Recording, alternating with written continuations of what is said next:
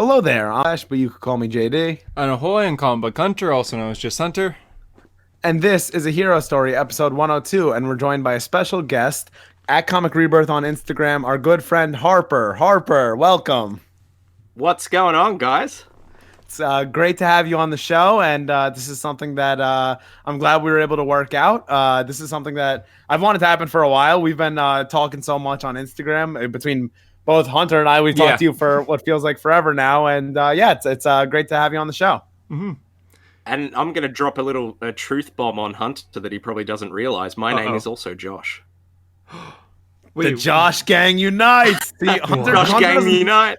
Hunter doesn't think of me as a Josh. He only thinks of me as JD. Like, he forgets that my name is Josh. So. I do, yeah. No, that's fine. Wait, I just thought I'd drop that in there. Josh. That's great. Do we just but call you Harper? Anyway, Harper is someone who has listened to A Hero Story forever. We've actually mentioned him on the show a bunch of times. Pretty much anytime Hunter and I make a mistake, we know that Harper is going to be in the DMs being like, well, actually, and I love it. I love it. Become the villain. Listen, you accept it. Like Lex Luthor in Smallville. I am the villain of this story. I am the villain. I actually am. Like, I mean, it's kind of warranted because you'll make one small slip up and I'll message you and be like, well, Sergeant Rock was actually blah, blah, blah. And I'm like, Listen, when we were talking about Sergeant Rock, when we started talking about Sergeant Rock, I'm like, oh, I'm so screwed. I know nothing about him. I can't pull up a Wikipedia fast enough. We're screwed. So I was like, sometimes you just got to accept defeat and mention Harper. So if you've heard us mention Comic Rebirth or Harper on the show, this is who it is. Mm-hmm. You can follow him on Instagram. We'll obviously plug him at the end, but he's on Instagram at Comic Rebirth. He does the most detailed posts. He makes me wish I had, he makes me wish I put more time and thought into my posts, because every time I see his post, I'm like, that was well thought out. That was a little mini essay. I like that. Yeah, don't. It's too much time. Meanwhile, I'm just like, haha, meme. Yeah, here's a good Ezra Miller choking meme or something like that. We've actually had this. Listen. The algorithm was very kind to that one. In about 3 days, I had like 30,000 likes on 3 posts. So it was okay. It was good. It was the algorithm was kind. Respect getting the. You want to fight? We've had this episode planned for so long too. Like we messaged Harper, I think when last Daredevil issue came out about a month ago, planning out this issue and be like, okay, on this day when the next Daredevil issue is out, we will hopefully have you on. And here we are. It actually worked. It's like out. This feels like an arc that my entire life has led to. Being a Daredevil fan as a kid, and then growing up, and then getting Instagram, and then following JD, like, God, 3 years ago at this point, maybe even like maybe more. And then like talking to you and then being like, hey, this JD guy's really cool. Like, he always responds to me. We always chat about like Mark Waid's Flash and Jeff Johns' Flash. Like, this is really awesome. And then one day just being like, hell, I'll make an account. Why not? And then you found it and you were like, bro, I've just followed your account. I followed you back up. I'm going to share your posts. And you just started sharing everything. And then I get this message and it's like, hey, come on the podcast and talk about Daredevil. And I'm like, what is happening? I've listened to this podcast for like probably a year now, probably over a year at this point. And now I'm on. Yeah. Listen, I respect it. I've told this story before on the podcast that before I started my account, I would talk to at DC Comics United. He was like 700,000 follower account about DC Comics. And I would message him all the time and he would always respond. And I would always think like, wow, this guy has a huge account, but he responds to me. And we have like, good comic combos. So then based on him, I'm like, you know what? I'm going to start an account. So I start History of the Flash. And then without even really mentioning it to him, he follows it. And I'm like, oh my God, he followed me. So I'm like, wow, it really came full circle. So because of him always responding to my DMs, I'm like, when I have my account, I'm always going to respond to the DMs because, you never know who you're going to start a conversation with. And, it's crazy to me when people reach out to me and they're like, well, like, you inspired my account. And I'm like, me? Like, what did I do? I just post Flash stuff. I just had no one to talk to about comic books. Hunter said something to me the other day that was like very profound and kind, where he was like, yeah, because I said, hey, I'm probably the person with the least amount of... I love that you were like, I said something profound. What? I did? Oh, my inner Canadian came out. About what? Yeah, no, I said I'm probably the person you've had on with like the least amount of followers, and Hunter was like, look, it doesn't matter about the followers. We just like having discussion. And I was like, that is exactly what this community is for. Yeah, it doesn't matter about the numbers. It's 100%. About it's like making friends. It's not about where we end up. It's the friends we made along the way. We've talked about this in group chats before of like, you know, like moaning and groaning about the algorithm and stuff, and like, oh man, this felt like didn't get enough likes. Like I thought this was a good post, but like, you know, I've come to the realization, and I used to be like that. I'm like, man, this didn't get 1,000 likes, or this didn't get 2,000 likes, or you know, I need to get this amount. And then I've gotten to the point where it's like, I don't really care how many likes it gets. You know, I was posting about my Impulse reread, right?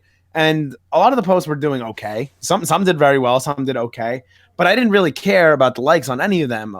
I cared about the people in the comments that were like, dude, you started posting Impulse. I'm going to start reading it because you're posting it.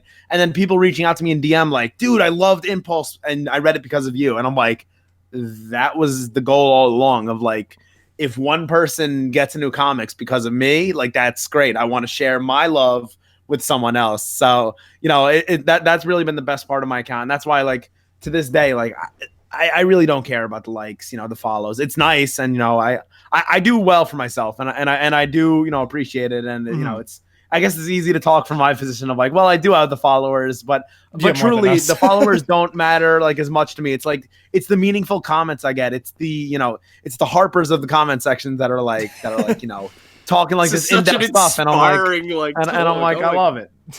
This is like a Captain America speech or a Superman speech, or like talking to everyone about truth and justice. Yeah, truth, justice, and the history of the Flash way.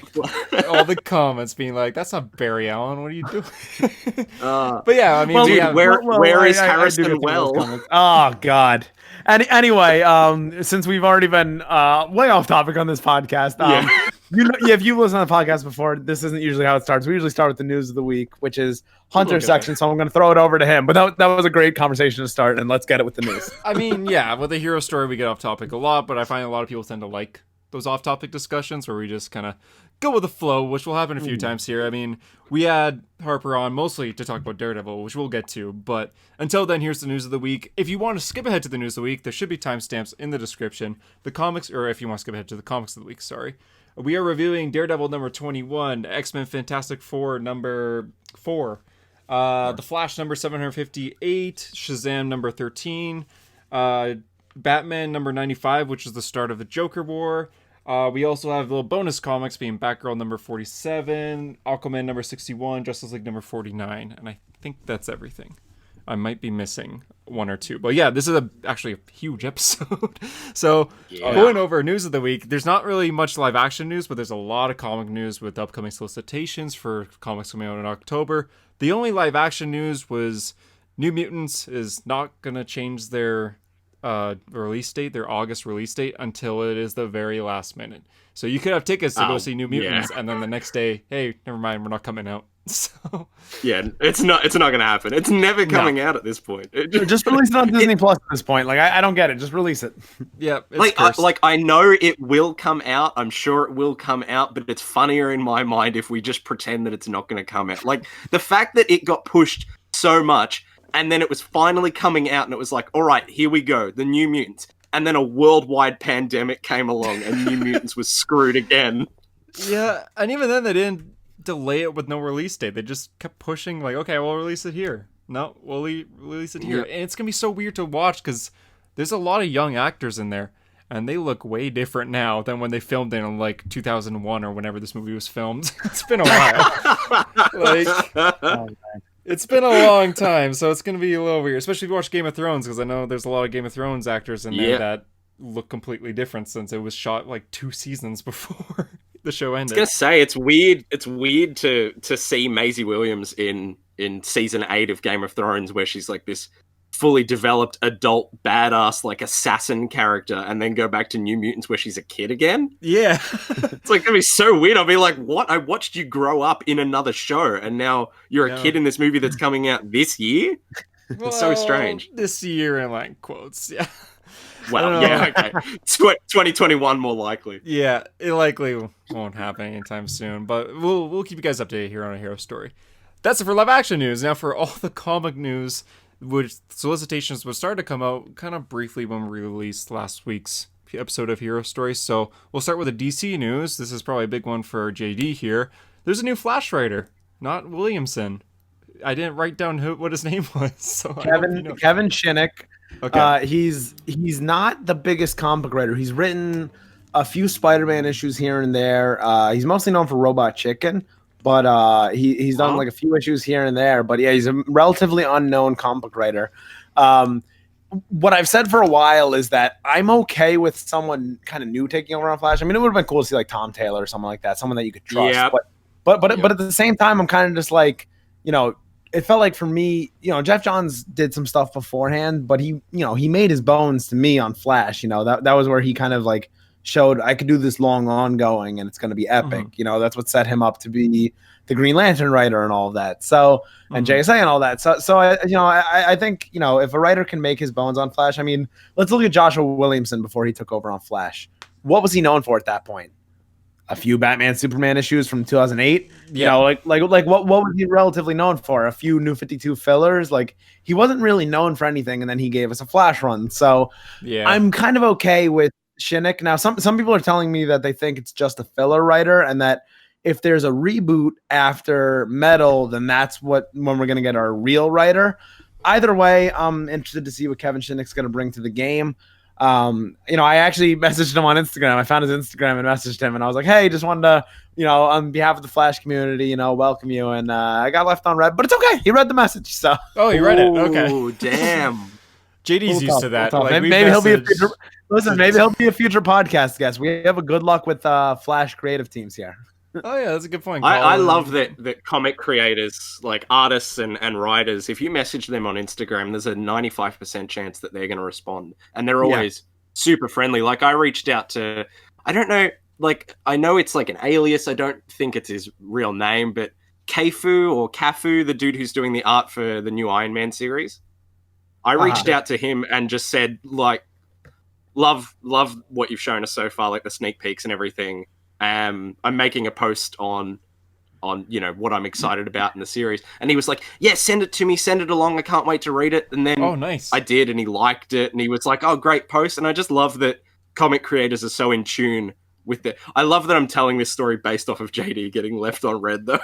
Yeah, I mean, listen, I've also been left on red by like Chip Zdarsky and all that. So I've had my fair share of being left on red. Hunter got left on red by Bendis. It happens to the best of us, but.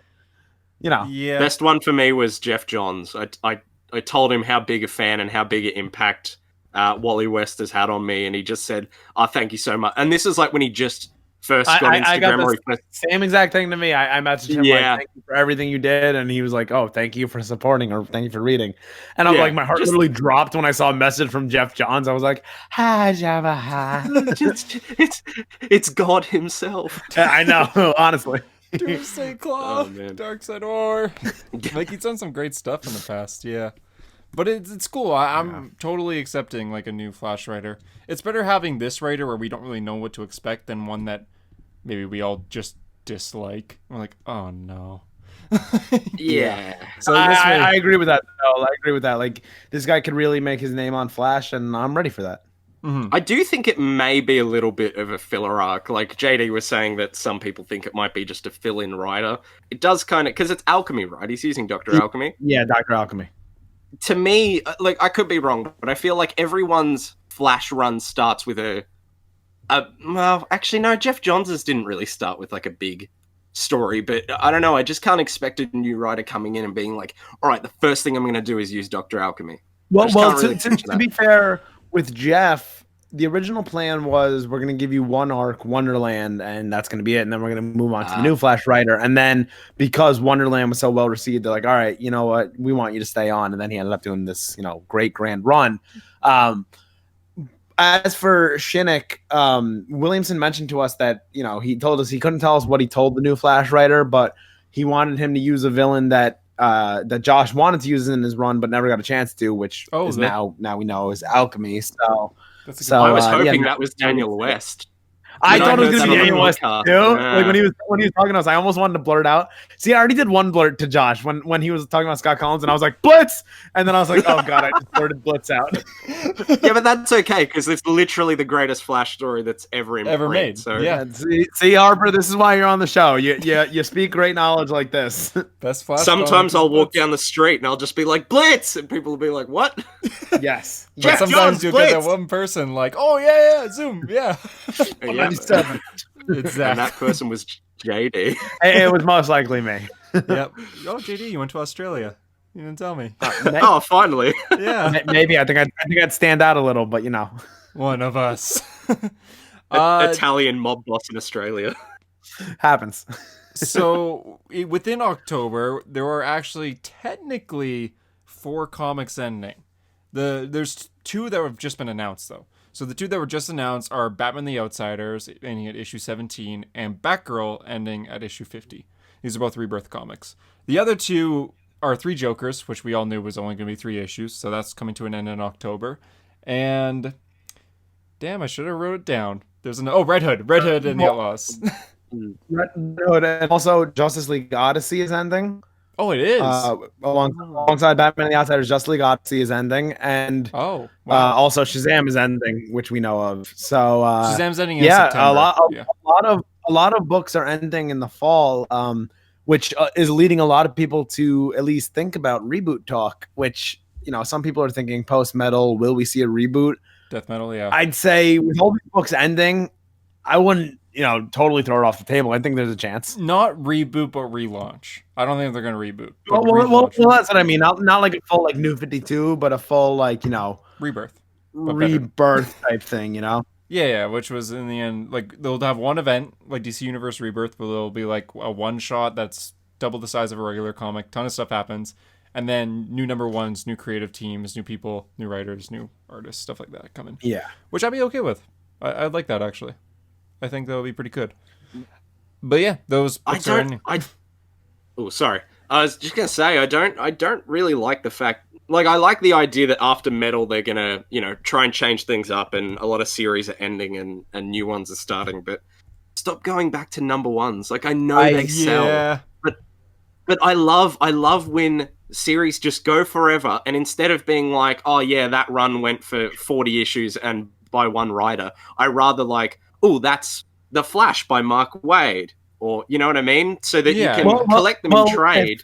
If comics in the 80s or 90s were like comics today, it would be like, instead of Mark Waid taking over on issue 62, it would be The Flash #1 in 1992, And then when Jeff Johns took over, instead of being The Flash 164, it would be The Flash #1 in 1998. It would be stuff like that. Comics have just changed as a whole medium where the #1 is the king, and it's annoying having all these different runs that they make it a 50. If you make it to 50 issues nowadays, it's like, holy crap, that's quite an achievement, which is crazy because back in the day 50 issues would be considered like a short run. That's a good point. Number ones are designed to be collectible and to be popular, so that people buy them and they go, oh, I bought the #1. But I think there's something much cooler about the idea of a series you didn't know was going to be massive. Like a new writer came on and no one knew it was going to be a big deal. And now we look back on it and we go, oh my God, the first Mark Waid issue was issue 60, blah, blah, blah. And it's crazy. Or even Frank Miller on Daredevil, you know what I mean? Oh yeah. Going back to when he started doing the art, instead of, oh, we've got a new person on, let's make it #1 again. I don't know. There's something so special about picking out a random issue and being like, that's the one where he jumped on or she jumped on. It's so cool to me. Yeah, for sure. I always wonder, will DC move to the legacy numbering like Marvel does? Now, obviously, they went for legacy numbering for Flash and Wonder Woman. I kind of like how Marvel does it, of every series has what the actual number is, where it's Avengers is on number 23, but it's also number 700. So they have it written below. So it'll be issue 23, legacy number 700. I think that's cool. And I think if DC adopted that, that would be pretty cool. Yeah, I was about to say that's the best way to do it. That is absolutely the best way to do it. But I understand the #1s do sell. I got into comics due to seeing Batman #1 by Scott Snyder, which was New 52. So I was like, oh, #1, that means it's new. That means I could read this and not be confused. I was so confused because I didn't know who Nightwing was at the time. It was 2011. I was like, what's going on? And even then, that's a confusing first issue with Nightwing disguised as Joker for the first half. So I was pretty confused, but it got me into comics, and 9 years later, I'm still into them. So respect, but I do prefer the legacy numbers, definitely. Going on with the news, comics ending, and then that's what we mostly talked about there. Action Comics number 1026 cover. Well, the variant cover shows John Kent in his current suit, but he looks to be around the year 10 again, like age 10. He looks young again. It is a variant cover. I don't know if you guys saw this or not, but it's basically the Superman family, but John Kent is in there, but as a child. So people are wondering, like, is young John returning? When it comes to solicitations and variant covers, I take everything with the a grain of salt. When it comes to variant covers, it's kind of just like, this looks cool and the artist wants to do it. They think it'll sell better, so that's why you put out a variant. And it's kind of just like, I don't expect the story to reflect it. Yeah, that makes sense. It's sorry, go on. I think it would be a really cool dream to think that John can go back, but at the same time, it's too late. Like, they had their window to develop John naturally, and they jumped the gun and they aged him up. And now if you go backwards, there's no point. You've missed your window. People are just going to go, well, now you're just backing down on the development that you were going for. So they're damned if they do and damned if they don't. I wish they would, because it would be so cool to have... I'm not a huge Damian Wayne fan. Like, I think he's fine, but I feel like you get the best out of that character when you pair him with John Kent. And aging him up has kind of removed that. And now Damian isn't as interesting to me because, I mean, people have their problems with the current Teen Titans run aside, but once you've removed that, I don't know, I feel like that friendship was so important. It's like if you had Wally and Nightwing, and then you just aged, like, Dick up 10 years, and then he was no longer friends with Wally, and you just feel like, okay, well... Yeah, and even then, with the friendship. With the Super Sons reunion that they had, where John's like 17 and Damien's still 13, it was just weird. It looked really odd. Yeah, it was really weird. Having like this 13-year-old run around with like this practically adult man. Like, that isn't Batman or anything, being like, hey, we're best friends. Like, that's a little weird. So I feel like Bendis is starting to regret it. If you guys read his recent Superman issue from like 2 weeks ago, when he talks to Dr. Fate about how like he really hates what he did, letting John go to the Legion and letting John go with his father, everything. It's a lot of regret coming from Superman, which in the end is coming from Bendis' words. So maybe they're going to wreck on it. At least Tom Taylor is doing right by us with Deceased and having that friendship. Yeah, Deceased. Keeping that friendship going, for sure. Yeah. Even though it's an Elseworld, but still. Yeah, that's all we have at this point. Next bit of news, after that, going on to Marvel news, Amazing Spider-Man issue 50 will be Patrick Gleason's return to the art on the book. He joined the book at issue 25, I think. I could be wrong about that. And he did one arc, but he hasn't returned since. Patrick Gleason being a huge Superman and Batman and Robin artist, moved to Marvel to go on Spider-Man, and he hasn't done much, but he's returning to issue 50 on.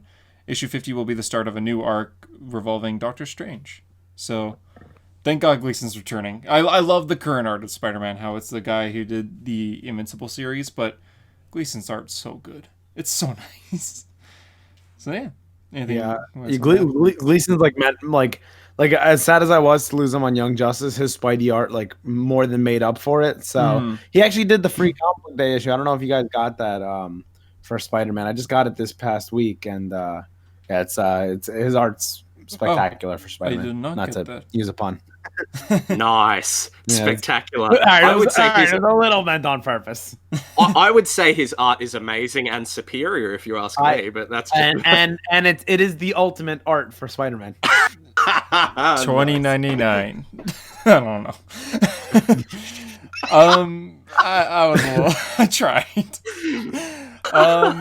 Going on. He put in the effort. He got the right idea. I was gonna say ultimate, but then you said ultimate, so I was like, damn it, what? $20.99. Hunter's just slowly losing his mind, trying to fit into the naming looks convention. Like it's from 2099. I don't know. Going on. October is the release of the Black Widow movie, which might not happen, but we're hoping it does. Within that, Marvel is releasing 10 Black Widow one-shots. Black Widow teaming up with characters such as Spider-Man, Captain America, Iron Man, and even some characters from the movie like Yvelta, I think she's called.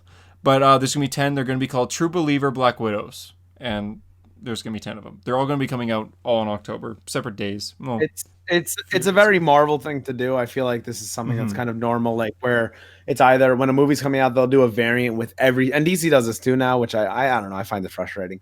It'll be like a variant where the Black Widow movie's coming out, so Black Widow will appear on every single Marvel cover that week. So it'll be like the Immortal Hulk, and then all of a sudden Black Widow's on a variant, and you're like, what? But it's just Marvel doing their thing. I would be more frustrated if I was a retailer, because I was like, who wants to order this crap for covers? You know, like I don't want to sit in my shop. Yeah, that's true. I mean, Black Widow fans, I guess. And then the last bit of news for solicitations and stuff is Daredevil issue 23 will be a start of another new arc featuring a Spider-Man and Daredevil team up, which is interesting, seeing what happened with Spidey this week's Daredevil issue. Which I am ready. My body is ready. Chip Zdarsky writing both of them. I am ready. Take my money. There are some interesting things going on with this series, because we'll get to it when we talk about the issue. But that tease for the next issue at the end of this one, I was like, "What is happening?" And now he's teaming up with Spider-Man, and I'm like, what is going on? And we'll talk about this later. Chip Zdarsky might write the most, adult version of Peter Parker, the most like mature version of Peter Parker, the version of Peter Parker that I envisioned in my head for Marvel Comics, like in a constant thing. I'm for it. I'm here for it. Let's do it. And the cover's beautiful. It shows Matt and Peter both on a rooftop. I mean, they better win the Eisner for Daredevil for the covers. I mean, they better win a few Eisners, but the cover one specifically, their covers are unbeaten. The covers are worth buying the comics for. Like, oh, for sure. They're worth just to frame them and put them up on the wall. And that, I'm even talking with Australian pricing where single issues can be like $7 to $8. Oh, God, you're worse than me. Yeah. You're worse than Canada. Yeah. I know, it sucks down here. Down under. Even then, when I was in Australia in February, I tried looking for a comic store, and they're like hard to find. They are very few and far between. Yeah, I walked through all of Sydney, I couldn't find one. But yeah, there's not too many. Well, I guess that's it for the news. So going on to the comics, I guess we could talk about this week's Daredevil to start off, issue 21. Yes, Daredevil was an amazing issue. Oh, before you continue, actually, we haven't done this in a while. This is my first time I'm remembering it. What is your cover of the week? And what is your, knew it! Yes! And what is your first of all, the week? I was legitimately going to remind you guys. Asking me what my pick of the week and asking me what my cover of the week is basically a moot question when Daredevil comes out, because you know the answer to both. It's Daredevil. When this cover got released online, I was amazed just how good it looks. I mean, that back to the suit. Oh, God, it's so good. The red suit, the modernized red suit. He has a bit more of loose pants going on. Let's see. I love the loose kind of design, and I love the ribbons around the hands and everything. It just looks so cool. Just flowing through the such a great design. On top of a church. That's probably my cover of the week and pick of the week. If not, my cover and pick will both go to Batman 95. I think Jorge Jimenez draws a really good Joker. So between those two, what about you, Harper? I liked the simplicity of the Fantastic Four X-Men cover. I don't know why, but it's good. All the covers have been good for that one. Oh yeah, for sure. Yeah, it's just Franklin, Kitty, and Doom just standing there, simplistic, but it's really good. I'm guessing your pick of the week is Daredevil. Yeah, no, I like it a lot. Pick of the week, Daredevil. Then yeah. Like I really wanted to give it to Justice League Dark just because it's underrated, but I couldn't bring myself to do it because whenever anything else comes out and Daredevil is out the same week, it's automatically Daredevil and then a struggle for anything else to try and compete. Yeah, that's fair for sure. Listen, I don't blame you. I'm here with you. So Daredevil, I mean, usually when we talk about books, I mean, obviously you listen to the podcast, Harper. When we talk about books, I try to touch on the highlights. It's hard to do that when all 22 pages are the highlights, like this is so good. There's so much that works in this issue. I thought Kingpin was written absolutely perfectly. Like every single scene with Kingpin like he just takes away like he steals the spotlight, you know. And I really love the way that Zdarsky writes Wesley. I feel like he's setting something up for Wesley at some point, whether it's a being taken away from Kingpin or being killed or something, because he's made Wesley into a sort of like a crutch for Kingpin, like a moral compass almost. I know. Ooh, yeah. Well, definitely a moral compass, which I could see sending Kingpin back down to villainry. But you know, it seems like he's setting up Wesley for something, because like it'll be something. You know, it seems like every issue Wesley is kind of sweeping up the dust after Kingpin goes by. You know, like he's kind of there for him, and I really like the relationship they have through Zdarsky's run. And then the other relationship, of course, is the detective and Daredevil. I thought, you know, they're great together. Them in the car together was really good. And like, I don't know, it's like a whole book of relationships, because then there's also with Spider-Man when he shows up. I mean, I literally like gasped when Spider-Man showed up, because I don't read the solicitations for Marvel. Since Daredevil's my main book at Marvel, I decide I'd rather be surprised with what's going to happen. You know, DC, I got to dissect every solicitation, but with Daredevil, I'm like, I don't want to know a thing. I want to be surprised by the book. So I didn't know he was coming in this issue. So when he popped up, I was like, and the art was so good for it too, and the writing. Oh yeah. God, I'm talking too much. He looks menacing, and that's what I love about the.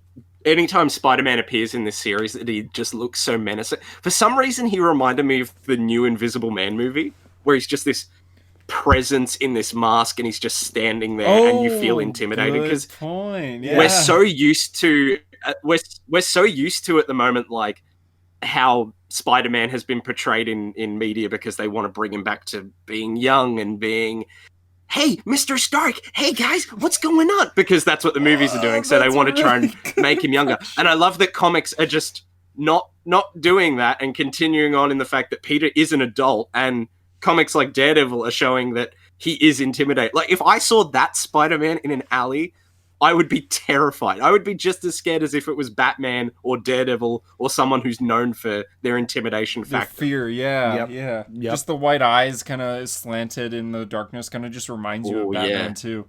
Because it's just all shadow, but you see Matt his like eyes. preparing to fight, and he's like, I'm ready, and he's listening to Peter's body and like the changes that are happening. That sounds really weird. But no, it totally makes sense in context.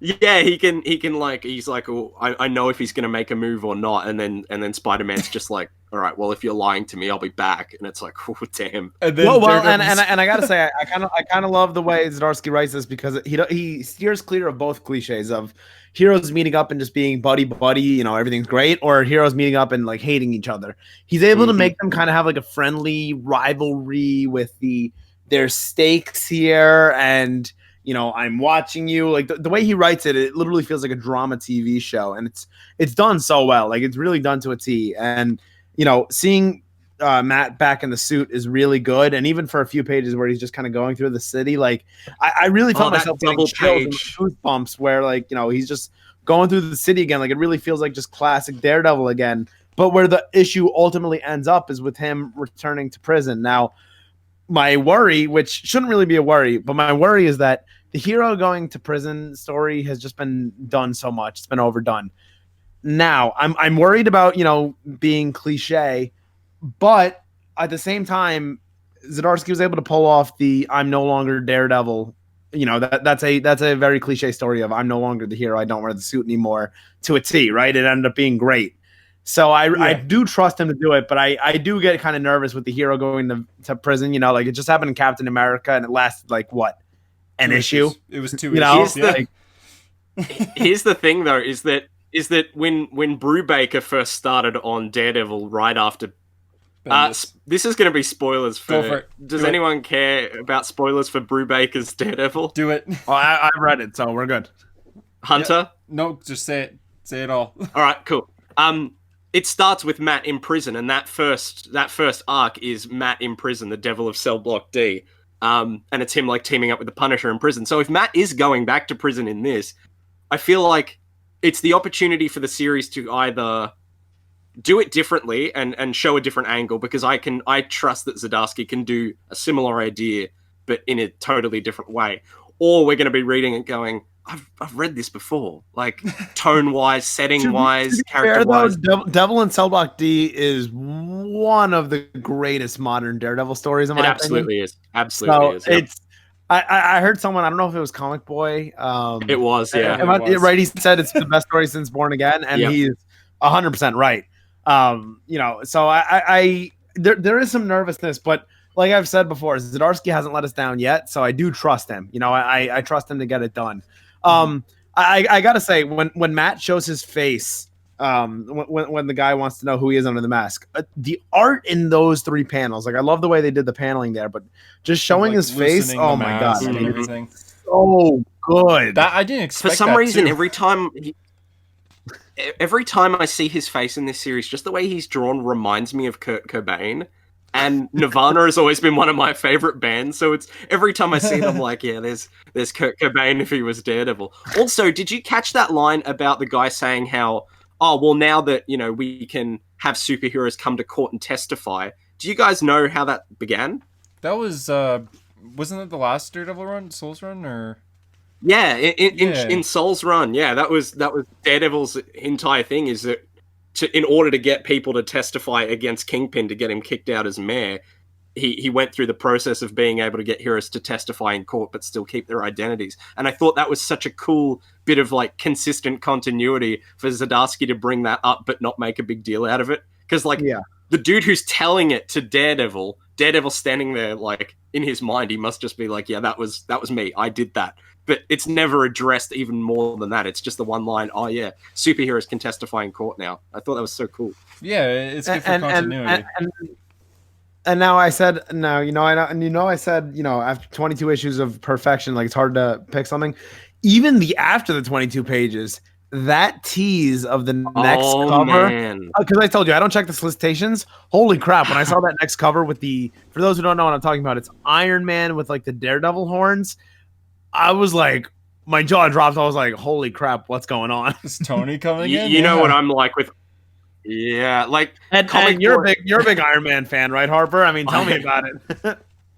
Comic Boy and I have like a running joke at the moment where we're like divorced parents of Tony Stark, where I take care of him during the week and he has him on the weekends. Like, we're the 2 Tony Stark defenders. Yeah, man, seeing that, I'm just like, what are they? Like, obviously, like Iron Man's not going to take over as Daredevil. No. It's clearly just a cover to look cool.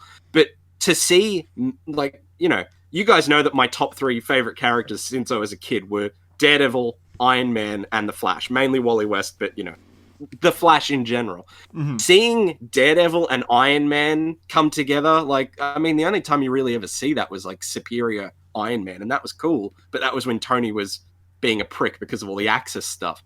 So to see them actually talk and interact, like, while they're themselves, like, I'm so hyped for that. Zdarsky writing Tony Stark, like, the way he writes the guilt and the seriousness of Matt, I'd love to see that for Tony, because I don't want to see him come in and be like, hey guys, it's me, it's Tony Stark. I'm like Robert Downey Jr., but way more annoying. Like, don't write him like that, because that's not the character. People took the wrong idea with Tony, like, with Iron Man in the movies, he's basically Iron Man from the comics, but they've given him a bit more of enthusiasm and a few more quips. Like, it's a natural extension of what that character already is. Right. But I feel like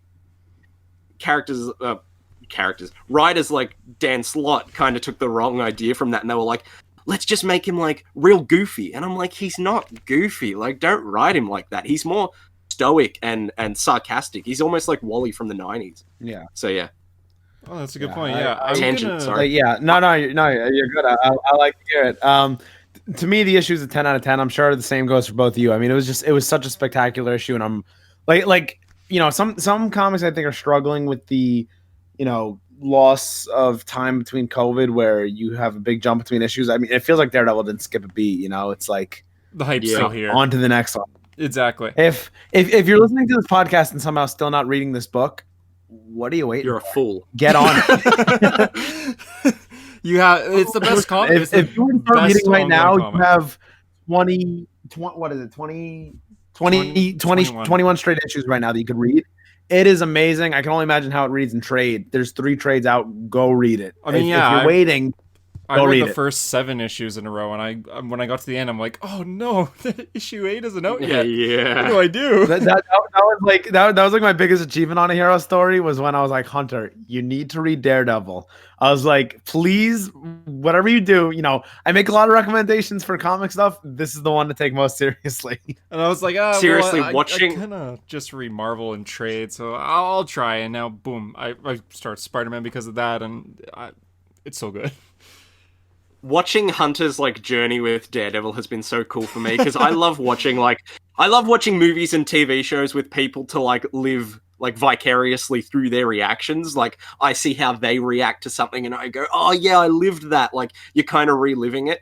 Mm-hmm. Watching Hunter's like journey is like watching me like back in 2013 when I was reading Mark Waid's Daredevil and like getting into the character in comics, and I'm watching Hunter happen. It's like watching a beautiful flower blossom or something. It's like so beautiful. I'm like, oh, he's going down the rabbit hole. His life's gonna be consumed. I am. Yeah. For those listening that don't know, I decided like I'm gonna read every freaking Daredevil book ever. So yeah, and I'm gonna buy them too. Man. Like I'm gonna actually physically buy them too. So I got like Stan Lee's entire run. Then I got Miller's entire run, Smith's single run.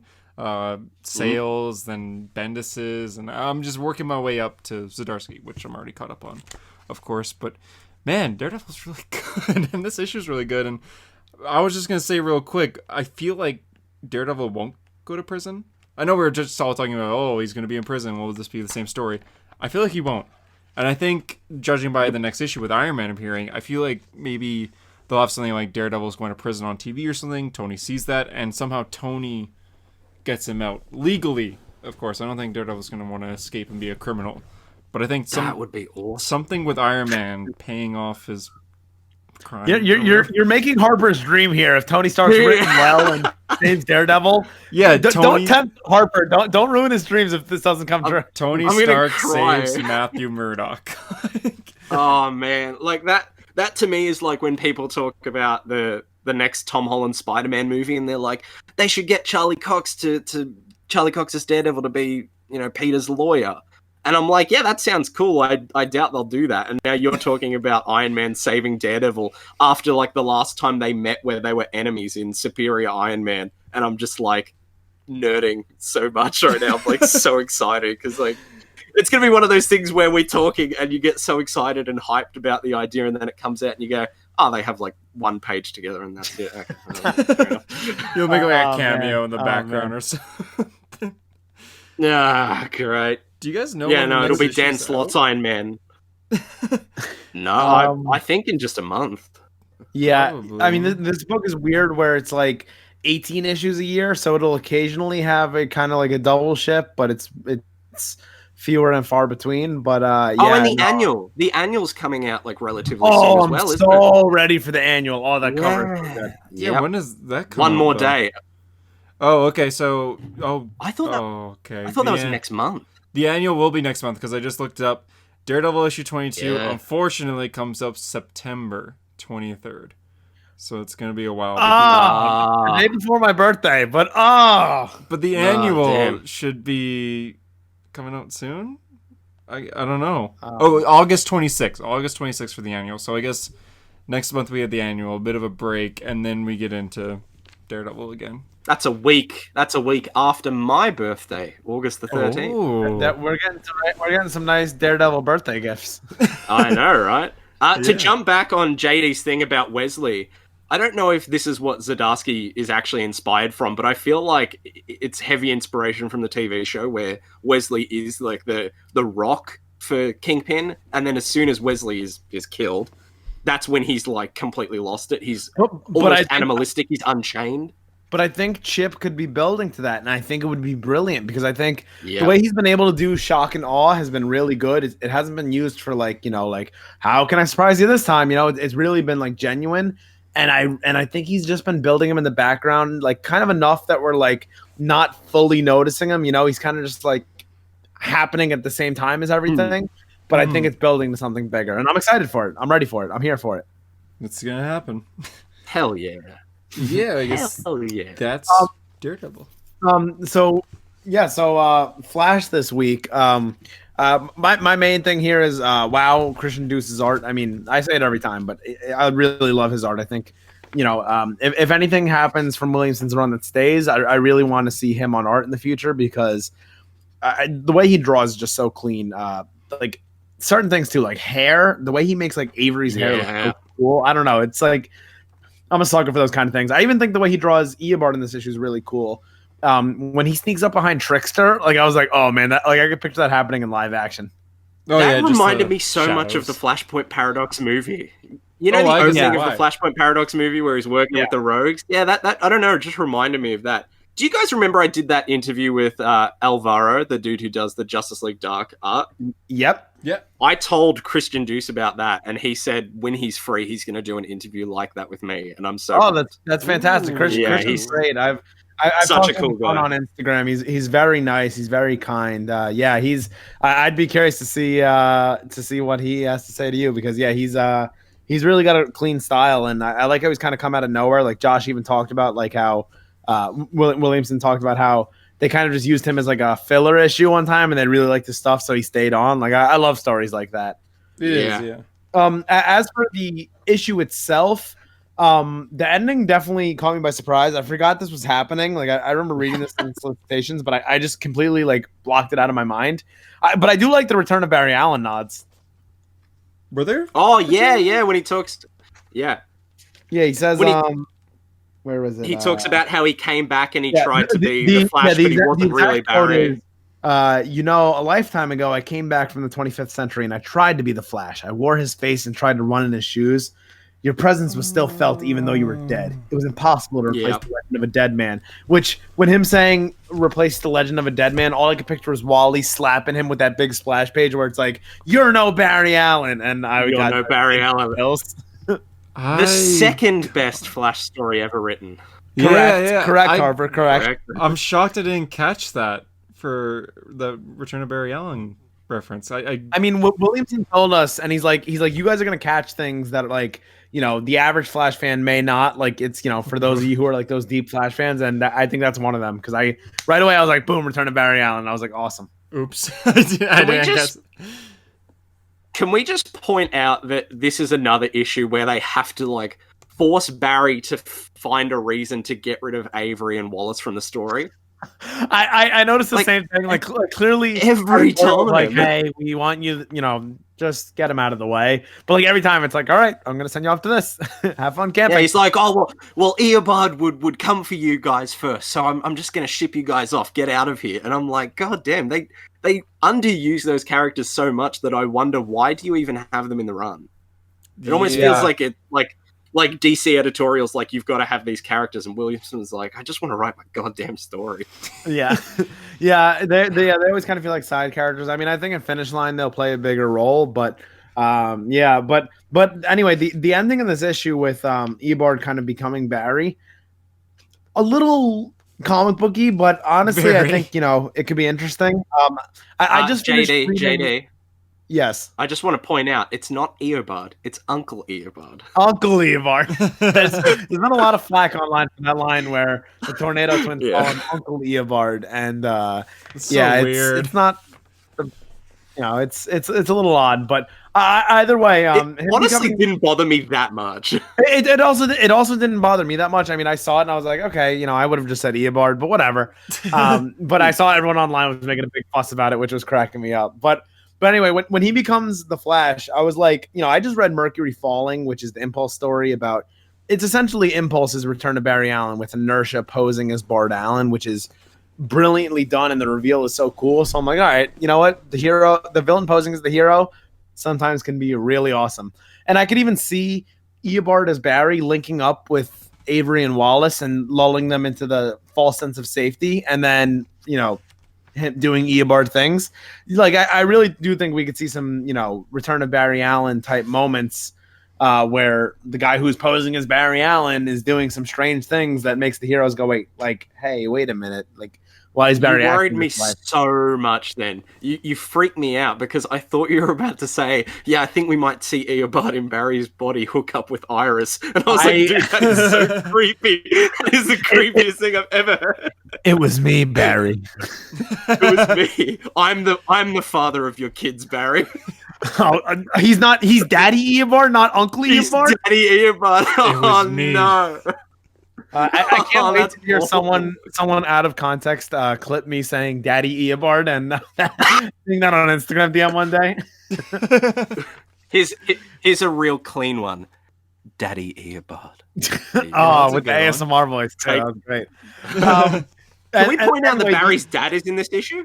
Yeah, I didn't know who that was at first. When he was talking to him, I swear to God, I was like, "Wait, is that Jay?" I was going to say that. I totally thought it was Jay at first. I'm like, hold up. I was like, it kind of looks like Jay in a way, like kind of like a pre-52 Jay, like kind of a younger Jay, and I'm like, okay, that's cool. Like, you know, I guess they're tying into speed metal, but it's just Daddy Allen. It's it seems kind of weird that they brought him in. I feel like they're setting him up. I caught that, Harper. I feel like they're setting him up for death, though. Like. That was Hunter. That wasn't me. Yeah. Oh, that was Hunter. I thought it was Hunter. That's great. No, credit where credit's due. That was Hunter. He quietly just went, Daddy Allen. Oh God, this is a hero story after hours. This is chaos. Yeah, this is absolute chaos. Anyway, I think they're setting up Henry for death because I don't see a reason why you would introduce him into the story after 90 plus issues. Like, why else would you bring him in? Oh God, it's so generic though. Yeah, I think Eobard's gonna kill him in Barry's body, probably. Oh God, that's messed up. Damn. It was me, Barry. Do you remember? I killed your that father. Would be kind of that's really dark. Yeah, no, I really like that moment with his dad. So I hope they don't go that way because it'd be so generic. Like, oh look, it's Barry's dad. We haven't seen him in ages. Let's just bring him back to kill him, and let's make it another Eobard plot. Like, just leave it alone. Like, Eobard has done so much. Stop micromanaging every single thing to the even killing his dad, because then we'll have to deal with every issue of the Flash in the future being like, Eobard killed my parents, and it's like he's not the Joe Chill of the Flash. You know what I mean? Yeah. It's totally different. So I don't know. It's just so strange to me. Yeah, I think if that's the direction they go. If Barry's dad was going to die, I think I would rather it be by someone else than Eobard. Because you're right, it is like the Joe Chill, except if Joe Chill had super speed and ruined more so than just a single day. It was me, Batman. Do you remember that night after the movie when you wet your pants? It was me, Bruce. If Joe Chill has super speed, hire us, DC. This episode is so chaotic. Oh my god! You know what it is, Harper. You bring it out of us because this is how our DMs have been when you're sending me videos of being hyped about a hero story. I'm like, yeah, it is. We need. There's also like not even two. There's like a half-second delay on everyone. So I'll just rush into a sentence, and then someone else will be talking, and I'm like, shit, do I stay or do I go or what do I do? I'm just rolling with it. Making it work. Okay, what about the ending of this issue? Oh, man. Max Mercury. Well, that's what I was going to say. The ending was interesting. The art is very similar to, of course, when we saw the Wally corpse. Remember that? Like 30 or 40 issues ago now. It was like right when Heroes in Crisis was happening. We saw like the Wally pop out of the mirror. Now I think there's a different scenario because this looks like actually in the Speed Force, but Max and Jesse, you had my attention, but now you have my interest. I kind of wish we didn't know that they were returning. So weird though. Yeah, they're like zombie. Yeah, I mean, we knew it was coming for a while, so it's not like it was anything crazy, but yeah. If we didn't know this was coming, the page. Oh my god, I would have popped up. I love Max Mercury. I think he's one of the best speedsters, so it's really cool that he's returning. This is a fact. I love that Barry's suit looks like the suit that Wally had when he went into the time stream in Flash issue 0 by Mark Waid. Yeah. And he revisits. It's like the same Flash Zero reference on the podcast. You have my applause. Well, in the end, it's just like a red morph suit. The best. I would say it's the best single issue of the Flash. Just as one story. It's the best single issue of all time. But go on. Oh, there you go. That, and is it issue 91 where he freezes time, and he's trying to save everyone around the town? Yep. And Max is like leading him around, and he's like, "What about the people that are in this car?" And Wally's like, "Oh my god, they're already dead." And he's like, "Well, where were you?" And he was like, "I was trying to save the people in the helicopter." And he was like, "Well, you couldn't have been here. So what does that tell you?" And Wally's like, "I can't save everyone." It's good. It's an all-time great issue. Yeah, that's so good. So good. Wade's a god. Yeah, he is. What do you rate the issue out of 10? I like this one. It's like an 8 out of 10 for me. I enjoyed it. I'm excited to see where it goes, but I'm kind of hoping they don't kill off Henry in a cliche way. But we'll see. Yeah, I would say 8 as well. Same reasoning. I'd probably say 7. Honestly, I don't. It's a good issue, but it really is one of those prologue to a big event issues. Yeah, for sure. No, you're right. For sure. And I like the idea of Eobard being like going into Barry's body, but at the same time, I'm like, I don't know, it just feels like something from the TV show for some reason. Did that happen? I don't remember. Well, I mean, I just dropped my mouse. In the newest season of the show, Eobard was like possessing another Wells. Like, you know how he's always possessing people in that bloody show. Yeah. But he's never possessed Barry. For some reason, it just felt like that, where he's like, "Ooh, I vibrate into your body, and I'm gonna be you. I'm gonna be inside of you." Oh man, Harper was just waiting for a reaction out of one of us. Do you remember Barry? It was me when I was inside of you. I wasn't even thinking that. I was thinking more of the podcast with Michael Rosenbaum. Well, that's what I thought at first. I was going to break into the Michael Rosenbaum song, but of course that's not what this podcast is about. Now, Batman 95. That's a good segue. Batman 95. What a comic. Joker. First of all, gotta say, love the Alfred flashback. Yeah. So right off the bat, we do have an Alfred flashback. Yeah. To the Man Who Laughs. This is one of the first Batman stories ever. The Man Who Laughs, I think it's called, or The Man Who Smiles, something like that. The Batman Who LMAOs. Oh God, I gotta say the Joker in the movie theater was so creepy. Like it felt like almost animated to me when I was reading it. Like I could picture Hamill reading it, and I could hear it. I could picture like the nervous voice of the guy, like the show, your friends, the ones that are laughing. Like it was creepy. Like, honestly, it had like that kind of creep vibe to me. Yeah, and then you look, it's such a cool idea. So, for those who don't know, Joker is at the movie theater that showed Zorro before Joe Chill kind of, it was me, Bruce, to Bruce's parents. But it's kind of a joke now. But basically, he's talking to the guy who, I guess, owns the theater the whole time, being like, I want to show the show, and the theater's empty right now, blah, blah, blah. And then, but you hear laughter the whole time. There's little trinkets of ha ha ha ha ha around the pages. And eventually we find out that the theaters are actually packed with people all Jokerized, all laughing, pale, eyes wide, mouths bleeding, stuff like that. Which is really, really well done. Like it felt like a horror comic, which we don't see often in superhero comics. So really well done for both the art and the writing. But yeah, go on. Well, all I really have to say about this issue is that it was definitely creepy for that scene, and the reveal of the blue suit was cool. I'm curious how it's actually going to look on Batman, but I'm excited to see it in action. I mean, it's an interesting suit. It reminds me of a toy Batman I had as a kid who had like a different suit like that. It wasn't blue like that, but it was kind of like shiny like that. So it gave me like childhood nostalgia that I didn't know I still had.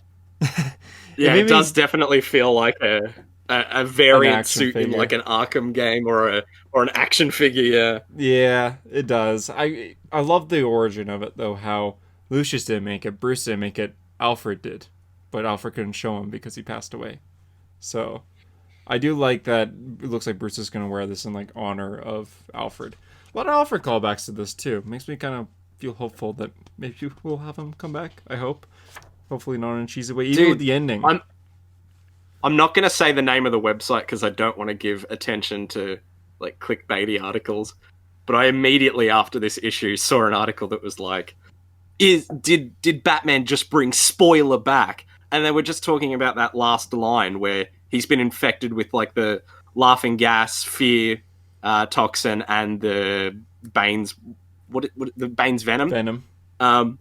And then he starts like crawling towards like the Batwing that's in the sky, and he hears Alfred's voice, and they were like, "Is Alfred back?" And I'm like, "No, he's clearly infected." Like, he's clearly just hearing. Well, you know they need their clicks, so they got to say that. But yeah.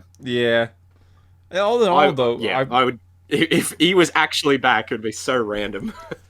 I'm really liking Joker War. It's an arc that I've actually been pretty excited for, and mostly because of art, but in general, this feels like a massive Batman story. That could go, by the time it's over, it could go down to like top 10 Batman stories ever. Maybe. I know that's difficult. I don't know about that one. I've spent 4 years with Tom King, okay? And Joker War is like the first time where I feel like so much hope for Batman. Fair. Very fair. Maybe that's why, but I really like this first issue.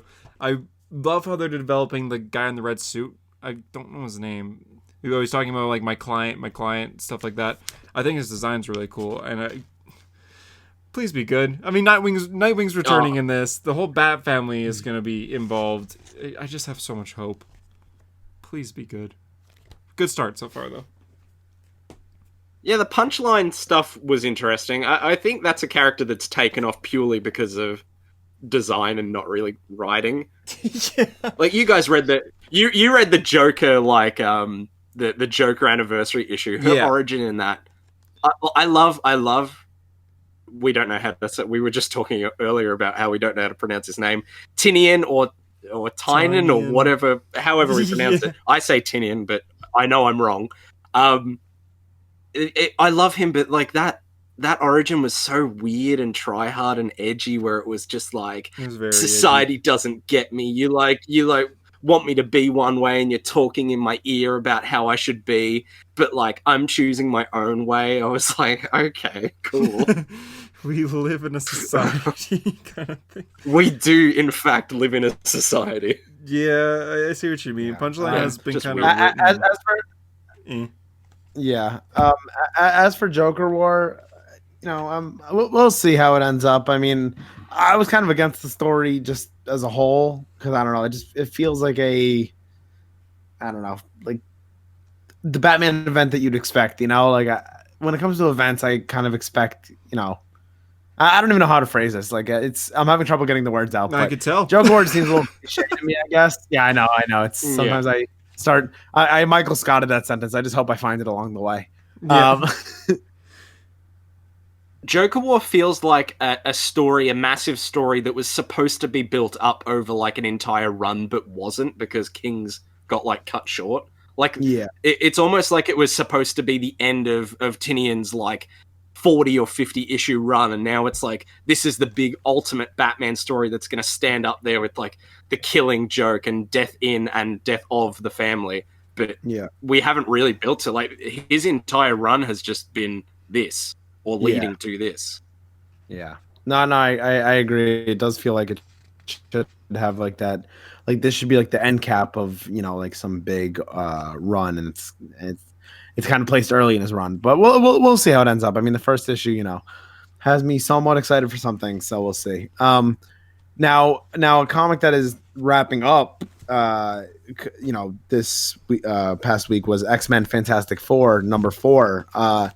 I felt this was a very satisfying ending to the book. This ending was insane. First off, this was such a good ending. This was hype. Oh my god. Yeah. I mean, the highlight of the issue to me is probably the Charles moment at the end with Reed Richards. Like, that kind of gave me chills. I was like, holy crap. Yes. Like, that was Charles. Like when he removed the mask, I was like, oh, snap. Shit's going down. Yeah. You guys know that I think most of the comics we're talking about from now on are series that I haven't been like reading. So I've just jumped on for these issues for the podcast. But this one, I guess I didn't realize it was the final issue, but it worked so well. And yeah, I don't know, just seeing the whole Franklin stuff with Doom, and then him like unleashing his powers and trying to explore them, and then the whole like mutant gene thing that Reed had going on, and Charles just confronting him and being like, I've erased it from your mind. You can roll in bed trying to fall asleep at night thinking about it, but you'll never remember it ever again. And then at the end you just see like his notes fading. So well done. And by the way, him saying I could also erase me erasing it from your mind, but I want this to serve as like a memory. I was like, holy crap. Damn. They're like good enemies but not enemies. Like they're on the same side, but in the end they just disagree with each other in some ways. And Reed wasn't trying to get rid of mutants at all. It just happened to be like a side effect of the machine that he was making to prevent Franklin from being full-on mutant and going to Krakoa and leaving the Fantastic Four. That's all it was to save his son. And in the end, Magneto and Professor X are just like, oh, we're just going to go visit your father, maybe stop by for dinner. But in the end, they actually just straight up threaten him and destroy his machine and erase part of his memory and walk away, leaving Reed just sitting at his chair, saying nothing. It's dark. Can we talk about how touching that like goodbye from Reed to Franklin is, where he's like, I'll let go soon, and he's like, that was tearing up. I could hear that being read, like I could picture that voice in my head so well, Like I kind of imagine kind of deep, like a deep voice with a slight crack in it as there's a tear up. No, son. Yeah. You can hear John Krasinski's voice because that's who everyone wants. Yeah, basically, just the beard maybe like scratching against Franklin's head, and just I could. That's a good point. Like I could see this moving basically. Yeah, it was really well done. I felt like this whole series was well done. And Zdarsky we trust. I mean, he's just such a good writer. He's gotten to the point for me where if his name is on a book, I'm reading it because it's that good. Mm-hmm, for sure. Which is funny because he's such a weird guy. I didn't even realize it was him until I brought up the issue on my computer, and I was just like, oh, Zdarsky. Oh, no wonder I enjoyed this. Wait, so you didn't read the first 3 issues? No, I literally jumped on for this issue just for the podcast. Yeah, Wow. But it read really well. Well, I was about to say, now you got to jump back and read the rest. It's a good series. I was going to say, it was so good that I kind of want to see the rest of it. I mean, it's only 4 which can't issues. be said for some of the other. Yeah, the whole story nice and short. is Reed Richards and Sue, their son Franklin, is technically a mutant because he was born with powers, and he wants to be an X-Men, but they don't really want him to because the X-Men living on Krakoa, it's all like political and strange, and how like if he's an X-Men, then they might not see him for years. So they don't want him to go to Krakoa to be an X-Men. So it's this whole thing of, should we help our son? Should we just let him do what he wants? Should we say no? And it's very interesting. It's a lot of family dynamic, but it's written very, very well. So, yeah, I can't believe you just read this one. I did that with pretty much every other issue we're going to talk about. Well, so I was going to say, for the rest of the comics of the week, we could kind of like talk like a miscellaneous bunch. That's how I usually do it in the timestamps. Like, I'm like, all right, we had enough time to sort it to everyone. Now it's kind of just like a miscellaneous bunch where we talk about, a few at a time. Shazam, like literally all I have to say is it was really cool. I just hate that it's so spaced out of like the rest of the story because Jeff is telling an interesting story, but it's just like, the last issue we had was a filler issue not written by him. So it's been like 2 months since we read this, or no, with COVID, it's probably been like 4 or 5 months since we read the past issue. So the whole story has been just divided up the way his whole run has been because of delays, which is frustrating. When his full like 13 issue run is done, it'll be better to read like that, which is sad that it's only going to be 13 issues. But I did enjoy this issue, and I feel like it had some really good moments for Billy, and it makes me even more sad that the series won't continue. Under Jeff, at least. Yeah. I mean, it's almost prime time. Superboy Prime is slowly coming back. We just wait and see. And oh man, I can't wait to see Scott Snyder take on Superboy Prime versus the Dr. Manhattan Who Laughs. Oh man. Stop, JD. That's gonna be something. It's actually gonna happen too. Ooh ah. Well, even then, Superboy Prime was written kind of strange here. Like, what the heck was that? Hey, someone tell me how to get out of here, says one of the most powerful villains in comics. I literally felt like so Silver Age to me. Like, it cracked me up. Like, that's one of the most powerful villains ever. And that's what he says. What the freaking heck is happening, guys? By golly, I don't know what's happening here. Yeah, this whole issue was just a big fight, but I think Jeff Johns' dialogue just makes everything feel naturally fast. So I feel like I read this issue in like a couple minutes. Like, it breezed past so quick, and I was just like, huh. My big takeaway was that his dad being controlled by Mr. Mind for some reason reminds me of Homelander. Oh, okay. Yeah, the boys. Just the way he like carries himself, he reminds me of like Negan from The Walking Dead and Homelander. That was a great reveal, by the way. Since you haven't read the series, that Mr. Mind was controlling Billy's dad. Like, that really caught both me and Hunter by surprise when that was revealed. So that was like that was really cool. But yeah, I could totally see like the Homelander vibes from him. But yeah, I don't know. Shazam is just like I can't find myself investing in it anymore. Just knowing that it's ending soon, like as much as I want to get into it, it's just like I know it's only going on for a few more months now. So it's kind of just like it's just another series to me, which is sad because I really thought this was going to be a really cool run. And it has been a cool run. It's just it sucks that it's ending. Yeah.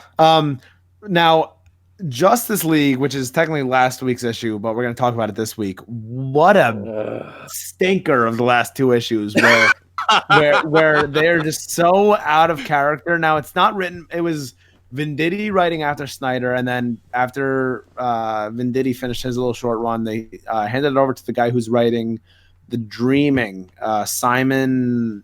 I'm going to get his last name wrong. I think it's like Spurrier or something like that. Okay. I don't have the issue in front of me, but Simon Spurrier or something like that. He was doing a little 2-issue duo, and oh man, every character just felt so out of whack. Like I thought everyone but like Wonder Woman, I was like, why are they like this? It is a little odd. I mean, I feel like they're just trying to find a ongoing writer. Williamson is doing the next two issues, I think, but it's only 2 issues. And then after that, we don't know. I guess he's coming back, but I feel like they could be setting Justice League up for the possible reboot or relaunch, starting back again.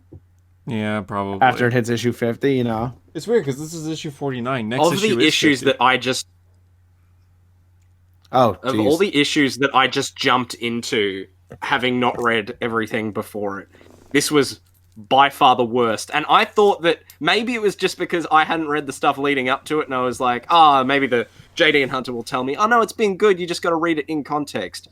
But goddamn, man, like Barry running around and like giving the flyers to the kids and being like, sign up for the war. I was like, okay. Like, the one thing that I liked was when he said like, we oughta do this. He said order, and I'm like, oh, that's like an old school kind of term that I can see like fitting Barry. But the rest of it, just the bounce between like Diana telling her story and all the events happening, I was just like, this is all over the place, man. Yeah, it's not good. Yeah, I did like the prisoner calling Batman the Demon Inquisitor. I thought that sounded cool. Very retro though. Like, that seems like something like from a Detective Comics like 270. They'd be like, oh my god, the Demon Inquisitor, holy whiz. I was thinking more like medieval kind of stuff, like Lord of the Rings or Game of Thrones or something like that.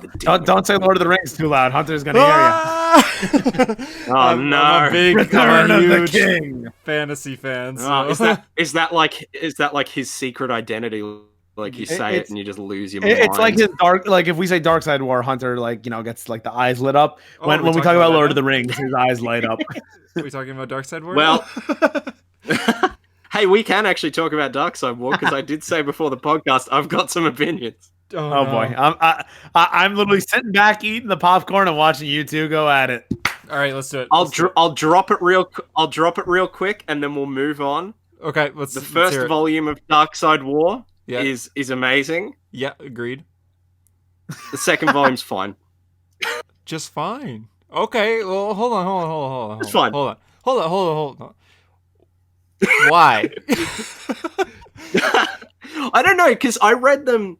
When I was reading that series, I read it weirdly out of order. Like, I jumped to Dark Side War first, and then went back and read, like, Origin, and went from there. So your opinion. So as soon I don't feel like I got like the build up, but I think the first volume, because it was like consistent art, I was like, all right, I'm in this. It feels like a big event. Like it feels like a Doomsday Clock or a Watchmen, where it's like a bunch of issues and it's all consistent. It's 10 and then issues, the second volume, I just remember like, Francis Manapul comes on and like the art's different and we're focusing on like, I don't know, it just felt like it got really conflicted. Like we were jumping around and the art jumping around as well made it feel like it was all over the place. It's not bad. When I told you I was like, oh, I've got some opinions, I was like, he thinks I'm going to hate it. I don't. It was just like, I don't know, every time you're like, it's the greatest story ever, I'm like, oh man, if I tell Hunter how I feel, he's going to hate me. Well, with the art thing, with Manopul coming on, that wasn't actually the full plan. I believe Fabok got injured. And so he had to like stop for a few issues. Yeah. Oh, I didn't know that. And they didn't want to delay the series because it ended with the start of Rebirth. So like, okay, we can't delay this because then we have to delay the Rebirth. And if we delay Rebirth, then there's not gonna be any comics for a month. So they just asked around a few artists like, can you do like 3 issues like now? And Manopul said yes. So Manopul was able to do it quickly. But I do get, because like Fabok has a very realistic and gritty style, while Manopul is very bright. It fits the Flash, but it doesn't really fit like a war for Earth. So I understand that complaint, but man, the story's still really hype. Like you were mentioning, before how you felt like so much hype towards like Daredevil, or that like the hype kind of died a bit because of Heroes in Crisis, but it came back due to some things in like Daredevil and stuff like that. For me, the most hype I've ever been with a comic was Darkseid War, when you turn that final page, I think it's issue 4, and Owlman's standing there. I got way too high. I don't know why. I didn't expect it for some reason, even though Ultraman and Superwoman were in there. But when Owlman showed up, I remember I was in high school at the time. I was like reading at my kitchen table, and I like jumped out of my seat when I turned that page. Like I felt way too hype, honestly. So I guess the reason why I like Darkseid War so much is because the experience along with the writing and stuff. I just have like when I look back to like my first time reading this, and I read the series like twice a year too, I just have so much hype from reading in general. So yeah, that's why I love it so much. Anyways, I totally get that, because like we were talking about Red Dead Redemption before the podcast. It's the experience of playing it at the point of your life and how that kind of affects you. So yeah, no, I totally get that. But still, second volume is fine. Yeah, I guess that's we'll end today's episode. Listen, that was good. Harper, I'm sure the answer is yes, but we'd love to have you on sometime again. This was really fun. Maybe if you want to. I have a request. Unless you can find someone better, which there are plenty of better options, I would love to be on for the Speed Metal issue. Oh, you're in. We can make that happen. I would love to, because every piece of art that keeps getting put out of that series, I'm just Eddie Barrows is a god. Yeah. It looks like we might even see a better reunion between Barry and Wally, based on what he posted.